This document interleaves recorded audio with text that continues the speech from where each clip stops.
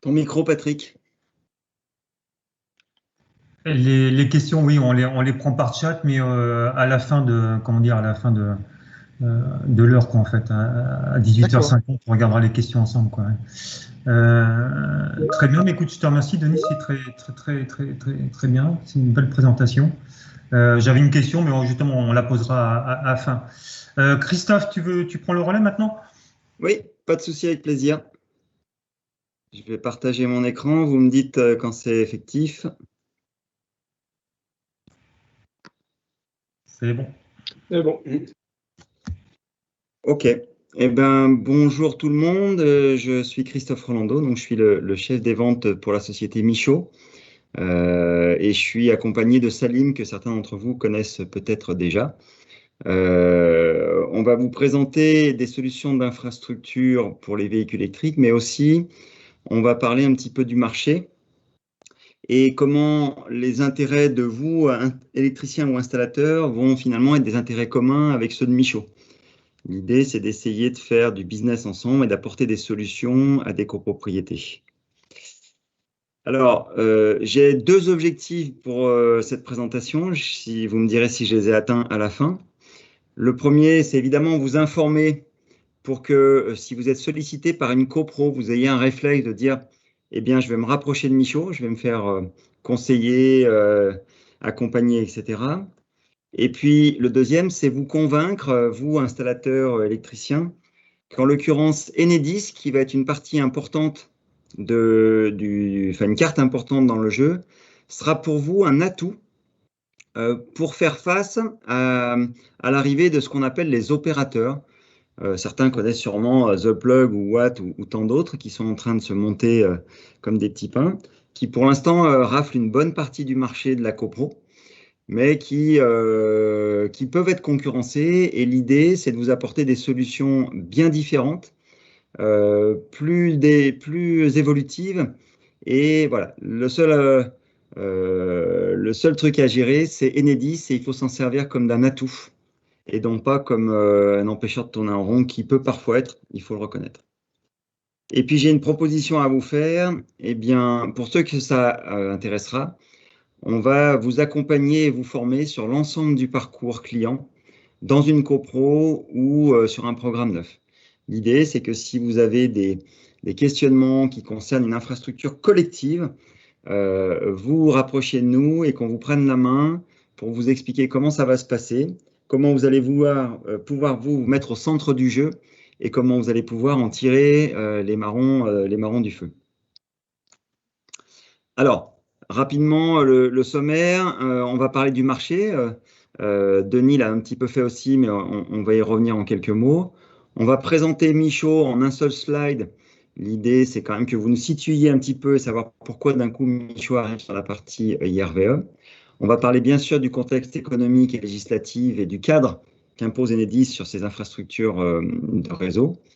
La solution, vous verrez qu'elle est très très simple, donc on ne s'éternisera pas sur la technicité, mais quand même, là, je vous donnerai les grandes lignes. Et puis, quels sont les avantages pour vos copropriétés qui sont finalement potentiellement vos clients. Donc, Michaud, en quelques mots, société française, historique partenaire d'Enedis depuis 50 ans, où on est sur la partie vraiment réseau aérien, réseau souterrain. Et petit à petit, on s'est rapproché dans le logement collectif pour arriver dans l'habitat. Et aujourd'hui, Michaud est le co-leader sur le marché français de la colonne électrique montante, puisque en gros, une colonne sur 3 sur la France est faite en Michaud. Et donc, entreprise française basée dans la région, dans l'Ain, à côté de Bourg-en-Bresse. Et la proximité avec Enedis et notre leadership sur la colonne nous a naturellement amené à réfléchir en co-développement avec Enedis d'ailleurs, à des solutions d'infrastructure IRVE qui vont pouvoir apporter tout un tas de solutions jusqu'ici qui n'existaient pas. Alors, juste pour vous faire un petit tour d'horizon des acteurs et du marché. On retrouve donc en tant qu'acteurs ce qu'on appelle les pure players, les opérateurs. Je les ai cités tout à l'heure. On a Watt, on a The Plug, on a Born Solutions, on a même Easyvia et tant d'autres, puisque quasiment chaque jour, une nouvelle entité apparaît. Ils ont pour eux une capacité commerciale et des fonds d'investissement la plupart du temps derrière qui leur permettent de faire pas mal de choses que que vous, électriciens, installateurs régionaux ou locaux, pourrez probablement pas faire. C'est pour ça qu'il faut trouver des solutions, des façons de faire différentes. Sur ce marché, en tant qu'acteur, il y a aussi bien sûr les gros faiseurs. Alors pour Paris, on parle toujours de la SNI, bien évidemment, mais qui vont s'adresser plutôt au marché du neuf, qui vont avoir comme clients non pas des copros, mais des promoteurs. Et pour autant, il y a des vraies solutions hyper intéressantes. Et nous, Michaud, depuis 1 an et demi, on s'adresse à tous les promoteurs de France, qu'on convainc que notre solution est bien la meilleure à mettre en œuvre dans l'infrastructure. Et un bon petit paquet sont déjà convaincus puisque on attaque à fond. Il y a aussi évidemment le marché, les électriciens qui s'occupent en général plus de l'existant, des copropriétés déjà constituées et qui, au fur et à mesure des demandes des propriétaires, des copropriétaires, ont besoin d'équiper les parkings. Et là, c'est plutôt des électriciens qui sont en contrat avec la copropriété, qui ont l'habitude de travailler sur le contrôle d'accès ou l'éclairage extérieur, qui vont être sollicités les premiers. C'est peut-être votre cas. Et puis, on avait bien sûr un acteur majeur qui est Enedis, qui dans tous les cas, que ce soit The Plug qui intervienne ou que ce soit l'entreprise Tartampion via Michaud, à un moment donné, Enedis va devoir mettre son grain de sable parce qu'il faut savoir si la colonne existante peut supporter ou pas une charge supplémentaire pour alimenter les parkings. Alors, le marché, il est simple. The Plug et Watt, qui sont les deux leaders en tant que start-up, revendiquent entre 1500 et 2000 copros déjà sous contrat. Donc, ils ont déjà une petite avance et ils avancent vite. Ils ont beaucoup de moyens. Le marché du neuf, eh ben, c'est en gros 4000 immeubles par an construits, hein, selon les années, 3005, 4000, 4005. Et puis, il y a un marché gigantesque qui est le marché des copros. Donc, on a fait une petite enquête et des copros en France qui sont équipés d'un parking qui soit souterrain ou qui soit extérieur, mais ce n'est pas le cas de toutes, eh bien, on en a recensé 380 000, dont un bon quart, c'est-à-dire quasiment 100 000, juste sur l'Île-de-France. Donc, le marché est juste d'équiper à peu près 100 000 copros en Île-de-France. Et on va voir qu'il faut faire vite parce qu'en théorie, en 2030, il n'y a plus une voiture qui n'est pas électrique qui peut rouler à l'intérieur de la francilienne. Et puis, on a Enedis au milieu, je l'ai dit tout à l'heure, mais qui, lui, va jouer un rôle d'arbitre parce qu'à un moment ou un autre, Enedis sera dans la boucle. Alors, il y a un phénomène important, enfin un organisme important qui aussi permet un peu de mettre un peu de régulation. Vous le connaissez peut-être, c'est le marché, c'est le site Advenir qui lui va référencer tous les installateurs qui auront suivi les bonnes formations, qui vont faire valider leur offre d'installation et qui vont permettre d'accéder pour leurs clients à des subventions. Donc on y reviendra tout à l'heure, mais il est primordial d'être inscrit et labellisé Advenir pour pouvoir prétendre à ce que vos copropriétés ou vos clients finaux puissent bénéficier de subventions Advenir.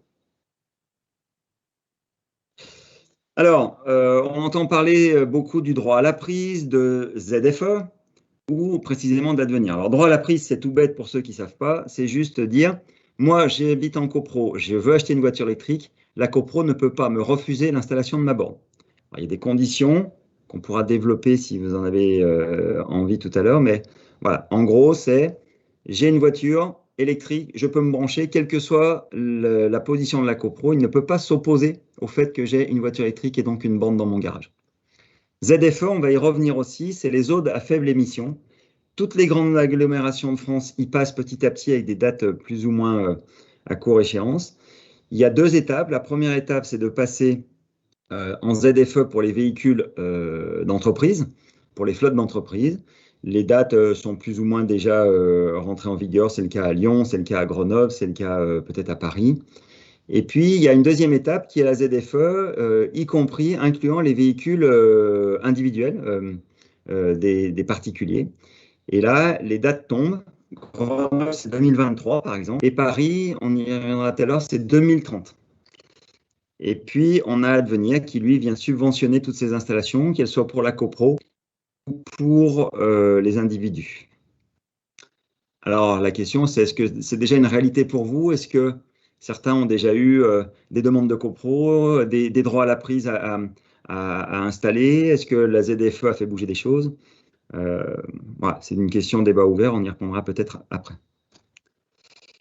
Alors quand même, contexte, le véhicule électrique, développement incroyable, évidemment. L'enjeu écologique est fort. La loi s'en mêle puisque la loi L'Homme, sans cesse améliorée, vient être de plus en plus contraignante pour le prééquipement des immeubles. Et puis, comment réagit Enedis? Alors, juste pour vous donner une info, ça dépend un petit peu des sites qu'on consulte, mais en gros, les prévisions, c'est que d'ici 2030, on aura, selon les sources, entre 40 et 50% des véhicules qui seront électriques sur le marché français. Les constructeurs annoncent les uns après les autres l'arrêt du moteur thermique. C'est le cas de DS pour 2025 ou de Peugeot pour 2030, par exemple. Et puis, ça va bien plus loin parce que dans un cadre plus large de loi de transition écologique, eh bien, on vise la neutralité carbone pour 2050. L'objectif de l'État dans cette loi, c'est d'obtenir ici, d'ici 2030, 7 millions de bornes installées sur le territoire. À ce jour, c'était en 2020, ça a augmenté un petit peu, mais on doit être autour de 300 000. Donc, il reste 6 700 000 bornes à poser sur le territoire pour alimenter environ 5 millions de véhicules électriques. C'est l'objectif de l'État. À savoir que Enedis a produit une enquête il n'y a pas si longtemps que ça, et les gens déclarent qu'ils passeront à l'électrique quand ils auront la possibilité de charger chez eux. Alors, quand on est en maison individuelle, c'est très facile. On va chez Rexel, on achète sa borne, on la fait installer et c'est fait en 2 coups de cuillère à peau. Quand on habite en copro, c'est un petit peu plus compliqué. Il faut respecter les procédures, l'AG, etc. Mais c'est la condition sine qua non pour que les gens passent à l'électrique, c'est de pouvoir avoir une infrastructure en copro. C'est pour ça que l'État pousse. Dernière chose, l'Europe aussi a validé ça. À partir de 2035, c'est l'interdiction dans toute l'Europe de vendre des véhicules thermiques. C'est vraiment la mort, la fin de la voiture telle qu'on la connaissait. J'insiste sur un truc important pour vous, Parisiens, c'est que le Grand Paris a déjà entériné que dans 10 ans, c'est-à-dire en 2030, seules les voitures avec une vignette critère 0, c'est-à-dire 100% électrique, on ne parle même pas d'hybride, pourront circuler dans la métropole du Grand Paris. Ça veut dire qu'en 10 ans, il va falloir équiper ou prééquiper la totalité des parkings de copropriété dans tout le Grand Paris. Donc ça fait juste un marché absolument gigantesque. Et c'est ce qu'on vous propose de vous aider à faire. Alors, petit passage sur la loi L'Homme, ça concerne plus le neuf, mais il faut noter que déjà, dès que un parking fait plus de 10 places, il doit être prééquipé à 100%. Et le prééquipement consiste à la mise en place de câbles, de conduits, de réservation et des dispositifs d'alimentation et de sécurité nécessaires à l'installation ultérieure des points de charge. En l'occurrence, il y a 2 façons de le faire. Soit à partir d'un TGBT, c'est la solution classique, historique, celle que vous avez peut-être déjà installée et celle qui est la plus connue. C'est celle qui est reprise et installée par The Plug et compagnie. Et c'est là qu'on peut faire une différence en installant une infrastructure bien différente avec l'aide d'Enedis. Et au lieu d'avoir un TGBT, le point sécurité de cette installation sera un CIS, c'est un coffret interrupteur sectionneur. Et je vais y revenir tout de suite. Autre donnée importante, ça c'est plus pour l'existant. Eh bien, comme vous le voyez ici, la loi impose désormais que tous les syndics mettent à l'ordre du jour d'ici 2023 l'examen en assemblée générale de l'opportunité ou pas d'aller poser une infrastructure dans l'immeuble. C'est devenu une obligation, ça veut dire que toutes les copros doivent se poser la question. Alors, elles peuvent voter non, mais elles doivent se poser la question. Et évidemment, comme d'ici peu de temps, il n'y aura plus de voitures autres que des voitures électriques ou on ne pourra plus rouler autrement qu'en électrique, elles ont intérêt à voter oui.